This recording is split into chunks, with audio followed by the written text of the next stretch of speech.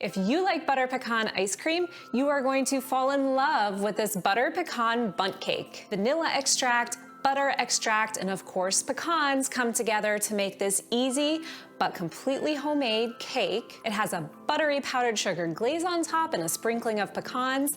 You are going to love it. Let me show you how to make it.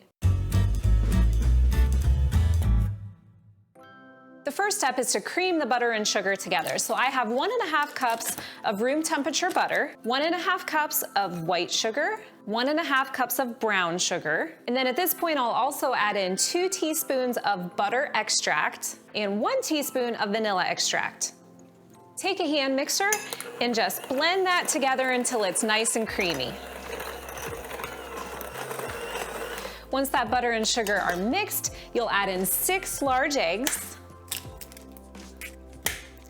Eggs often mix into cake best if they are at room temperature also.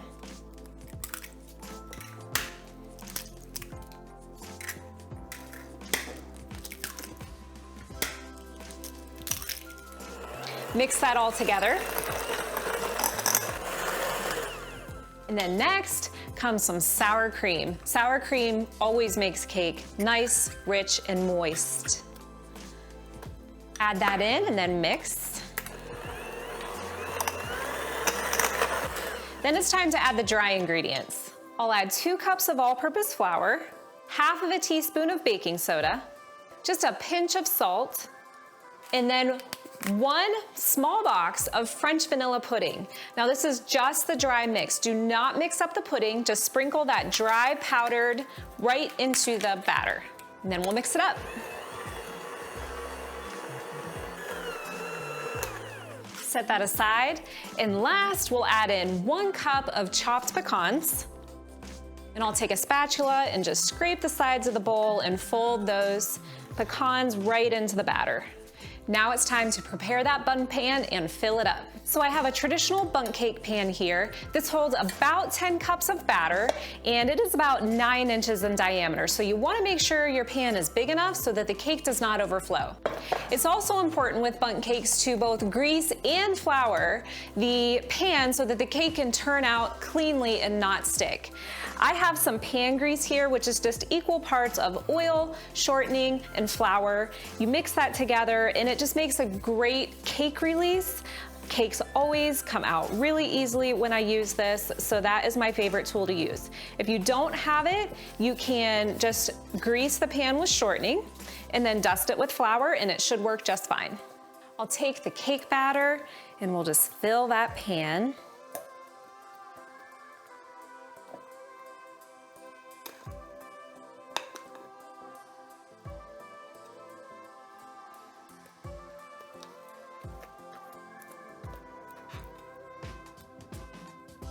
Take a spatula and smooth that batter out so the cake will be even. I like to just tap the pan a couple times on the countertop. And this just helps make sure the batter has all settled down into the pan and you won't have any pockets of air in your cake. I have the oven preheated to 350 degrees. This cake takes about 1.5 hours to bake. Now, because it's in the oven for a really long time, what you're going to do is you're going to take a piece of aluminum foil and you are just going to place it over top the cake and bake the cake just like this. Then the cake will not get too browned as it's in the oven. At about 80 minutes, you can test the cake and see if it's done. Just use a toothpick and you'll want the toothpick to come out clean. If it needs a little bit more time, leave it in for about 10 more minutes. So as you can see, the cake is out of the oven. It springs back when you touch it, which is how you know it's done. Right when it comes out of the oven, take either a long skewer or a long fork and just poke holes all over the top of the cake. Don't be afraid to go all the way down.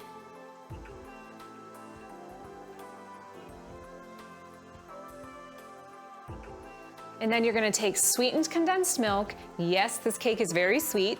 And just pour some of it over the top of the cake. And because the cake is warm and you poked those holes, it's kind of gonna sink down in there and just coat the inside of the cake. You can use a spatula to just smooth that so that it soaks in. The sweetened condensed milk will soak in as the cake sits. You're gonna let the cake sit for about 15 minutes, and then we'll turn it out to a cake plate to cool completely. After you've turned the cake out onto a plate and allowed it to cool, it's time to make the powdered sugar glaze. In this bowl, I have 2 cups of powdered sugar, and I'll add 1 teaspoon of butter extract, and then I'll add just a couple of tablespoons of milk. And then take a whisk and whisk that together. Add a little bit more milk until the powdered sugar frosting is the consistency you'd like to drizzle it on top of the cake. Bring the cake in and then drizzle that frosting on top. That sweetened condensed milk that you put over top, that's really an optional ingredient, but it makes the cake so deliciously moist, almost like a tres leches bundt cake, if you've ever had one of those cakes. While the frosting is still wet, I'll take a few pecans and sprinkle the top.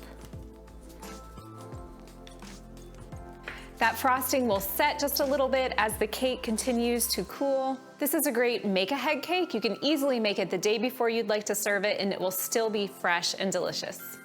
This cake smells really delicious. I can't wait to taste it.